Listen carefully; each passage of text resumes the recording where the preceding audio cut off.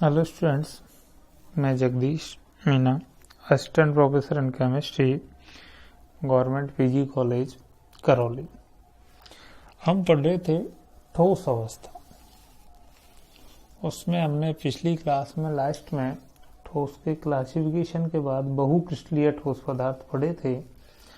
अब पढ़ते हैं हम क्रिस्टल की संरचना। अब क्रिस्टल की संरचना पढ़ने से पहले हम कहेंगे क्रिस्टल क्या है, क्रिस्टल किसे कहते हैं। तो ये जो क्रिस्टल है, ये क्रिस्टल कोई भी पिंड हो सकता है, कोई भी पिंड हो सकता है या कहें कोई भी पदार्थ हो सकता है, बशर्ते उस पिंड की या उस पदार्थ की जो ज्यामिति है वो ज्यामिति कैसी हो, निश्चित।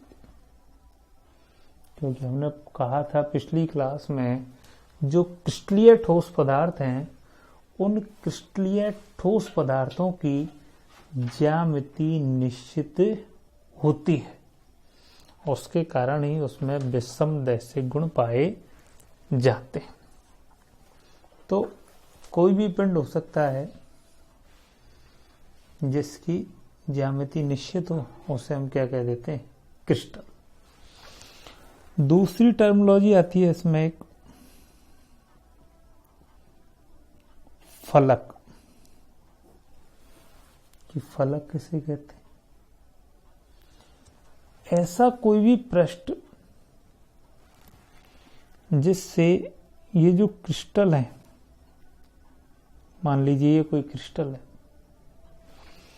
अब ये दो क्रिस्टल है, तो दो क्रिस्टल आपस में जिस सतह के द्वारा एक दूसरे से जुड़े रहते हैं वो या बंधे रहते हैं, वो क्या कहलाते हैं, फलक। और ये जो फलक हैं ये समतल होते हैं और इनकी संख्या होती है 6। नंबर 3, तीसरी टर्मिनोलॉजी किनारा। ये किनारा एक वो रेखा है जिस पर दो फलक मिलते हैं, जिस पर किसी एक क्रिस्टल के दो फलक मिलते हैं, वो क्या कहलाता है, किनारा। और इनकी संख्या कितनी होती है, 12। नंबर 4, अंतरा फलक कोण। कैसा कोण, अंतरा फलक कोण। नाम से ही लग रहा है कि कोई भी क्रिस्टल है, मान लीजिए ये एक क्रिस्टल है, ये हो सकता है इसकी ज्यामिति निश्चित, तो और ये इसके फलक हैं, तो इन फलकों के मध्य का जो कोण है, ये कोण क्या कहलाया, अंतराफलक कोण। नंबर 5, घनकोण। तो वह कोण जिस पर दो से अधिक फलक एक दूसरे को काटते हैं, जिस पर दो से अधिक फलक एक दूसरे को काटते हैं, उसे घनकोण कहते हैं। और उसको एक फॉर्मूला है, A बराबर E+2 - F। इसकी सहायता से ज्ञात कर सकते हैं, जहां E उसका किनारा है और F उसका फलक है और A घनकोण। अब इसको जैसे हम इससे समझें कि ये एक हमारे पास माचिस है जिसकी ज्यामिति निश्चित है, तो ये क्या कहलाई हमारे लिए, क्रिस्टल। अब हमने कहा दूसरा कि फलक क्रिस्टल का ऐसा पृष्ठ है जिससे क्रिस्टल आपस में एक दूसरे से बंधे रहते हैं, वो क्या कहलाते हैं, फलक। अब ये इनकी संख्या होती है 6। अब इसमें हम यदि फलक देखें तो ये इसके हो गए फलक 1 2 3 4 5 और ये 6। अब ये क्रिस्टल के 6 फलक हो गए और कि 2 आपस में एक दूसरे से जुड़े रहे। ये दूसरा फलक, दूसरा क्रिस्टल, तो ये दोनों आपस में जिससे जुड़ गए तो ये क्या कहलाया इसका फलक। अब इसको आप कहीं से भी जोड़ दीजिए दोनों क्रिस्टलों को तो ये इसके क्या कहलाएंगे फलक। किनारा वह रेखा जिस पर 2 फलक जुड़ते हैं। 2 फलक आप कोई से भी ले लिए 1 और 6, तो ये आपस में इससे जुड़ रहे हैं तो ये क्या कहलाया किनारा है। इनकी संख्या 12 है 1 2 3 4 5 6 7 8 और 4 और है। अगर हम दोबारा गिने तो 1 2 3 4 5 6 7 8 9 10 11 और ये 12। भाई ये फलक 4 और ये फलक 6, ये भी तो इसके द्वारा जोड़ रहे हैं तो ये कितनी हो गई इनकी संख्या 12। ये 4 नंबर फलक और ये 6 नंबर फलक। फिर अंतरा फलक कोण 2 फलक, ये दोनों फलक ले लो तो इन दोनों के मध्य जो कोण होगा वो क्या कहलाएगा अंतरा फलक कोण। और जिस पर 2 फलक एक दूसरे 2 से अधिक फलक एक दूसरे को काटते हैं वो क्या कहलाता है घन कोण। आगे बढ़ते हैं हम इसमें त्रिविम जालक।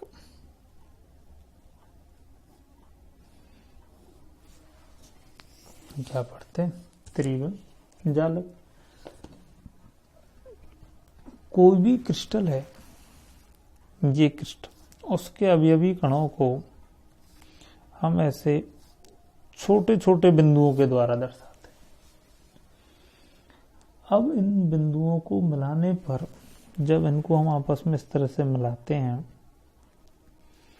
तो हमें एक निश्चित ज्यामिति की संरचना प्राप्त होती है। और ये जो निश्चित ज्यामिति की संरचना प्राप्त हुई इसको तो कहते हैं हम जालक। और इस जालक को जब हम त्रिविमीय आकाश में देखते हैं, 3 डायमेंशनल देखते हैं, तो जब उस 3 डायमेंशनल में इनकी जो व्यवस्था हमें दिखाई देती है वो व्यवस्था कहलाती है त्रिविमीय जालक। ये 3 प्रकार के होते हैं। नंबर 1 जैसे एक विमीय जालक, यदि किसी क्रिस्टल के जो अवयवी कण है वो इस तरह से एक सीधी रेखा में व्यवस्थित है और इस सीधी रेखा में एक निश्चित दूरी पर बार बार इनका रिपीटेशन हो रहा है, तो इनको आप जब इनको हम देखते हैं तो एक सीधी रेखा पर ये रिपीट होते हैं, तो ऐसे जालक को कहते हैं हम एक विमीय जालक। जैसे हम सामान्यतः देखते हैं रोड के किनारे पर जो खंबे लगे रहते हैं, ये खंबे एक निश्चित दूरी 100-200 मीटर की दूरी के बाद रिपीट होते हैं और सभी खंबे लगे एक जैसे होते हैं, तो वो एक विमीय जालक व्यवस्था है। नंबर 2 द्विविमीय जालक, कि इस प्रकार के जो जालक हैं उनमें बिंदुओं का समूह किसी एक निश्चित तल में, कोई भी एक तल होता है उस निश्चित तल में बार बार रिपीट होते हैं, तो उसे हम द्विविमीय जालक कहते हैं। ऐसे तो ये निश्चित तल में बार बार रिपीट हो रहे, तो ये एक पूरा पृष्ठ है जिसमें ये रिपीट हो रहे हैं, तो ये कहलाए द्विविमीय जालक। जैसे जनरली उदाहरण लें हम, तो हमारा मछली पकड़ने का जाल है, या फिर बास्केटबॉल का जाल है, या फिर हम एक दीवार पे एक सीक्वेंस से पन्ने चिपका दें, तो दीवार तो क्या हो गई उनके लिए, एक तल हो गया, और वो पन्ने बार बार उसमें रिपीट होते जाते हैं। तो इसी तल में यदि हम और पन्ने चिपकाएं तो ये और बन जाएगा। प्रत्येक कोना इसके अवयवी कण को दर्शा रहा है, तो ये कहलाया इनके लिए द्विविमीय जालक। नंबर 3 त्रिविमीय जालक। इस प्रकार के जो जालक हैं इनमें बिंदुओं का समूह त्रिविमीय आकाश में बार बार रिपीट होता है, तो उसे कहते हैं हम त्रिविमीय जालक। जैसे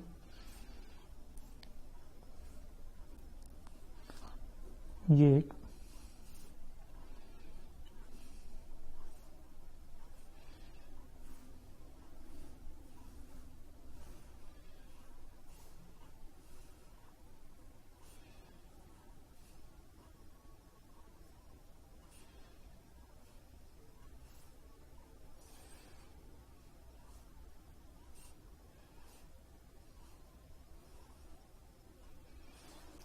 त्रिविमीय जालक होगा। तो ये हो गया 1 डायमेंशनल, ये 2 डायमेंशनल, और ये 3 डायमेंशनल जालक। Thank you.